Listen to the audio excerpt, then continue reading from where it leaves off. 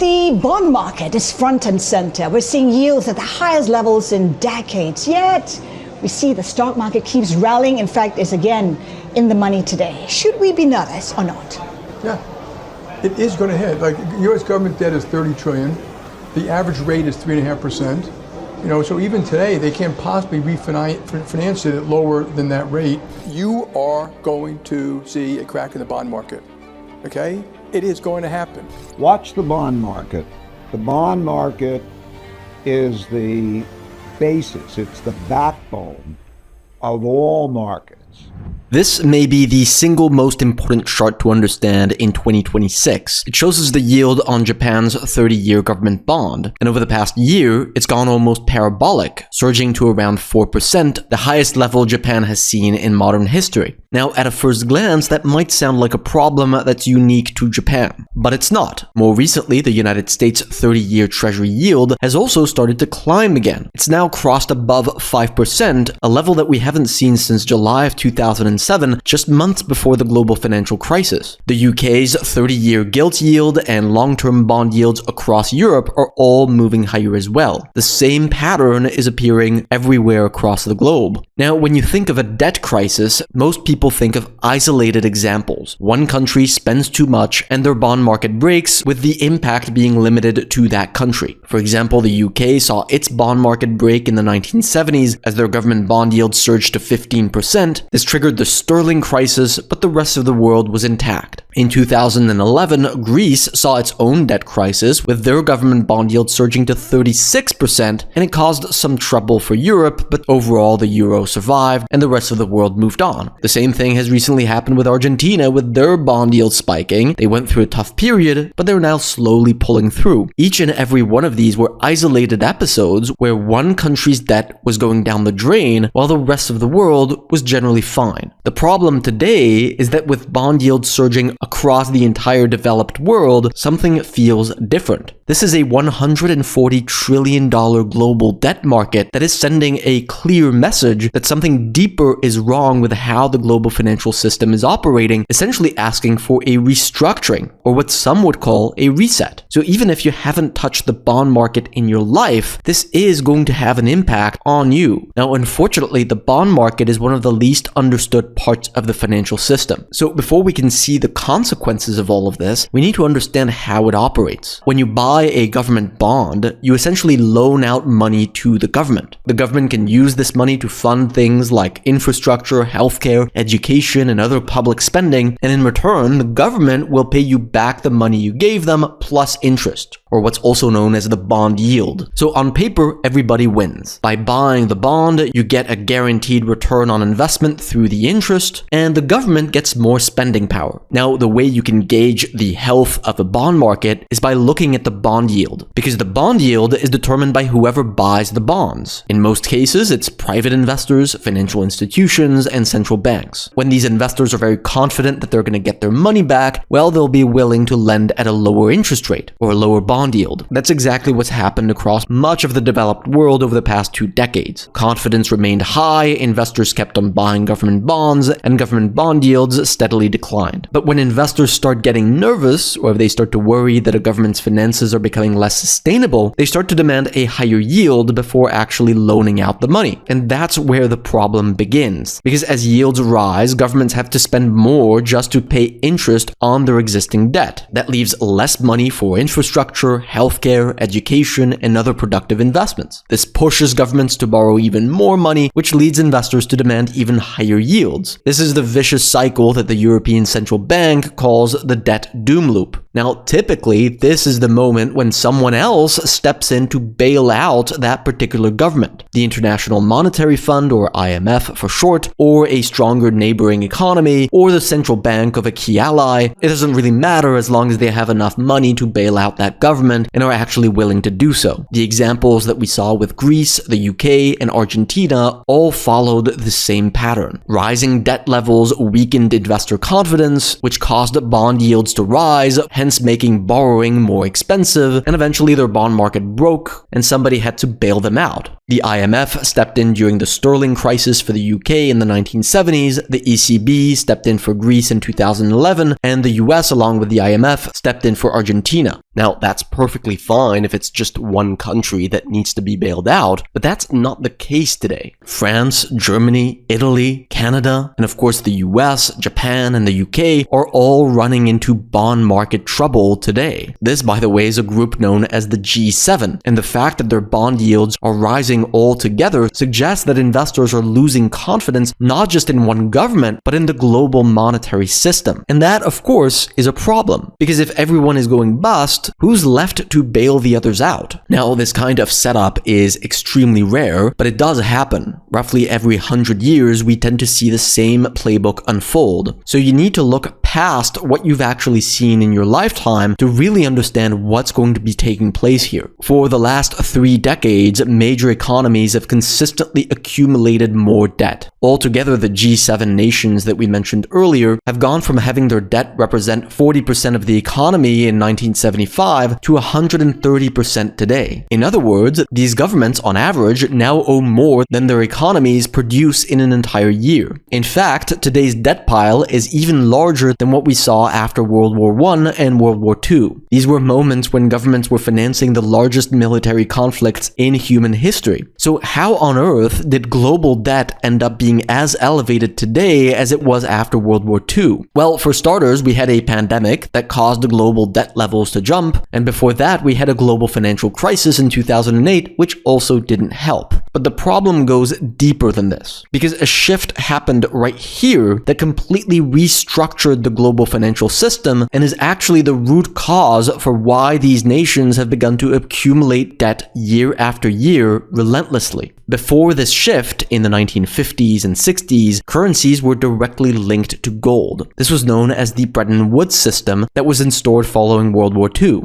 This direct link between currencies and gold is what pushed governments to keep their spending under check for decades. Governments couldn't just borrow more money because it came at the direct cost of gold. But in 1971, that system fell apart. Currencies were no longer linked to gold, which essentially gave governments the green light to accumulate debt as they wished. And this is the exact same playbook that took place over 100 years ago. In 1914, the link between gold and currencies was also broken. This was followed by a ramp up in global government debt over the decades that followed, which eventually led to a breaking point where the old monetary system was reset. This is the cycle of the global monetary order. At first, a strong gold-backed monetary system anchors global debt to reasonable levels, providing very stable economic conditions. Eventually, the link between currencies and gold gets broken for reasons X, Y, or Z, which leads to a period where currencies are free-floating. This sets the stage for global debt levels to begin rising. At first, there's no real consequence, and of course, governments enjoy borrowing more money to finance whatever they want. But as debt levels get excessive, troubles arise, and the bond market eventually breaks. That's where you get a reset. And with what we're currently seeing with bond yields spiking left and right on global bond markets, we seem to be right around that breaking point right now. And to understand how this actually plays out from here, we need to look at why the bond market is breaking today. Because after all, global government debt levels have been elevated for the better part of a decade now. Why is it suddenly now becoming a problem for the bond market? Well, what if I told you that for the last 5 decades, governments had probably the most ideal conditions they could ask for to accumulate more debt without any consequences? And now those ideal conditions are starting to shift. You see, between the 1970s and the present day, global inflation levels, as shown by this line, have been on a long-term decline. And that created the perfect environment for governments to accumulate more debt. Because when inflation is low and stable, bond investors don't tend to ask for very high interest rates. And there's a very good reason for that. Inflation is always the #1 risk for bond investors. Bonds pay a fixed rate of return through the interest rate. Inflation erodes the purchasing power of those interest payments at all times. So say you have a treasury bond that earns you a 3% yield and inflation is at 5%, your actual yield, or what's known as the real yield, yield is negative 2%. So you are essentially losing money by being an owner of that government bond. That's the nightmare scenario for bond investors. So when inflation is very low, bond investors tend to be pretty happy, and they can overlook excessive government spending as long as inflation remains low. And that's exactly why the debt accumulation machine worked for so long. But today, that 40-year trend appears to be breaking. Since 2021, we've had global inflation rates consistently above the levels that we're seeing over the last few decades. Even at its lowest point, inflation was still at the upper end of the range that it had been in prior to the pandemic. And that seems to be enough to push the global debt market over the edge. Because the big concern that investors have today is that we see another secular period of rising inflation levels. Now, whether we actually see that or not is another question, but the simple risk of this happening right now is enough for bond investors to wake up and start punishing global governments for all of the debt that they've accumulated in the past few decades. So today, we know that we're getting close to the end of the global monetary cycle. We're seeing the catalyst that is required to make the bond market wake up to these excessive levels of government debt, and so the obvious question becomes, what's next? Well, based on this simple template, we should be close to a complete monetary reset where currencies all of a sudden become linked to gold once again. But history shows us that the road towards such a reset is not a smooth one, because the natural reaction of a government to debt problems is not just to give up and say, hey, I need a new system. No, what usually happens is that the government will exhaust all possible options until eventually the only solution left is a reset. And there are really only two things that a government can actually do in this scenario. The first is something that economists call austerity. Austerity is very simple. The idea is that governments dramatically reduce spending, raise taxes, or both, in order to balance their budgets and reduce their debt burden. This is exactly what happened after World War I. After the excessive deficit spending due to the war, countries tried to reduce their debt burden themselves through austerity. They raised taxes and cut spending for multiple years, and it worked. Debt to GDP among developed nations dropped following World War I, but this came at an enormous cost, because arguably this period of austerity was the key reason for why the Great Depression took place a few years later. This sharp pullback in government spending slowed economic activity down, and higher taxes strangled households and businesses, which precipitated the economic depression. The stock market saw a massive drop during this period. If governments try to go for austerity efforts once again, it could very much be that we follow the same pattern. And that is precisely why we're not seeing austerity measures today. Very few governments want to be remembered for cutting spending, raising taxes, and potentially pushing the economy into a recession, which is why over the last 4 decades, we've been in a permanent structural deficit with little to no efforts by governments to try and reduce their debt burden. Instead, they've opted for the second option. Instead of trying to reduce their debt, they can try to make the debt easier to carry. And that is precisely the playbook that governments used in the 1940s. Government debt levels were at record highs following the war, and inflation was soaring. This is the exact same cocktail that we have today. Now, this should have caused interest rates to spike back then and squeeze the government's budgets. But instead of letting that happen, they decided to artificially suppress interest rates to allow the governments to continue running large deficits. Now, you might ask, how do they actually do that? Well, essentially, the governments begin buying a bunch of their own debt, which creates artificial demand for the bond market and stops interest rates from rising. Now, all of that might sound complicated, but all you need to know is that this is the equivalent of governments saying F you to the bond market. It's pretty much them saying, I'll continue spending as much as I want, I am the bond market now. And of course, that is precisely what governments are doing right now. As bond yields are spiking